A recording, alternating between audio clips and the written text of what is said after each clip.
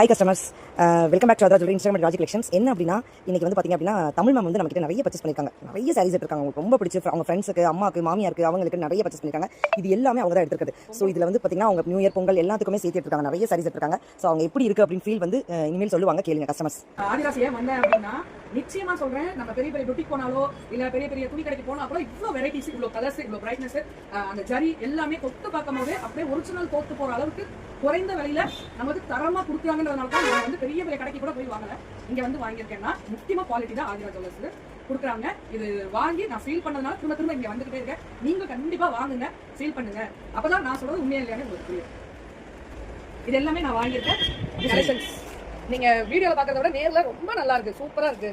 குவாலிட்டிஸும் சரி, கலர்ஸ், அந்த பேட்டர்ன்ஸ், அந்த டிசைன்ஸ் எல்லாமே சூப்பரா இருக்கு.